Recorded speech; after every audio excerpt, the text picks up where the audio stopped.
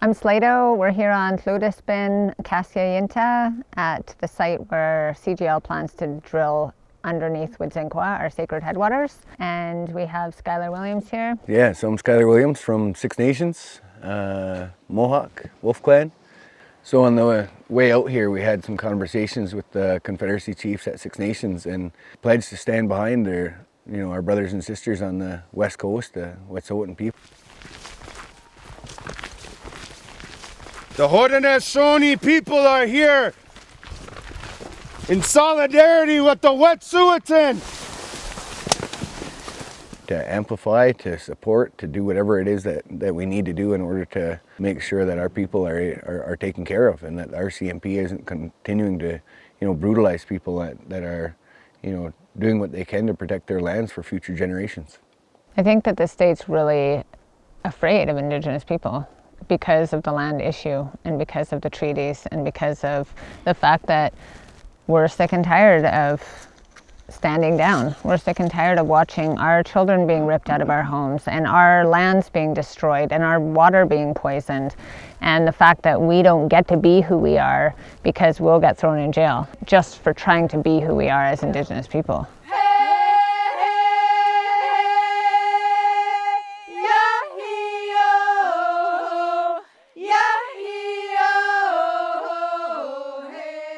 Regardless of all their cops and courts and guns and jails, there ain't nothing that's going to dissuade people from understanding that connection to the land.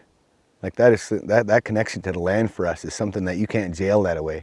You can't beat that away. You can't residential school that away. That connection that we have to each other. There's nothing that they can do to take that away from us. That is part of who we are. And it's the strongest weapon that we have. Absolutely. When we're on the land, we're stronger. To be able to feel that absolute connection to this. On my first day here was to put my hands together in the water and take a drink from that river. And something that in southern Ontario, you can't do that in any bit of water anywhere. Six Nations is the biggest by population reserve anywhere in the country. There's a quarter of the people there that can't go to their tap and have a drink.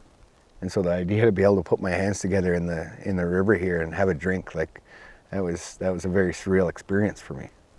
Like the water at home is something you can't bathe in, you can't swim in, you can't eat the fish out of. And we used to be able to do that in every creek, every lake was so clean that we could do that. You never had to worry about water. Now we have one river left that is still pristine enough to do that. And we don't want to lose that. We don't want our kids to not ever be able to experience drinking that water. Looking at the bigger picture, that this is about Indigenous sovereignty, and this is about our traditional governance systems and about our laws.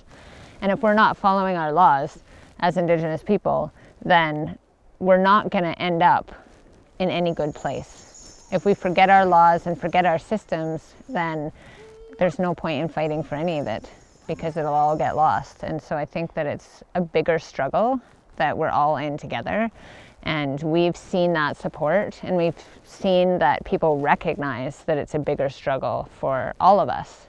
These laws that we follow today, they're a millennia old. When our Confederacy chiefs pass a law that says that we're going to stand behind and support Wet'suwet'en people, that means that's forever. That is a big thing, to be able to say, our people, regardless, are going to have your guys' back no matter what. There needs to be some solidarity. There needs to be some unity within Indigenous communities across the country to be able to say, no, that this isn't going to happen here, this isn't going to happen in Six Nations, this isn't happening in Kahnawake. These are fights that are going on across the country, and it is all the same stuff.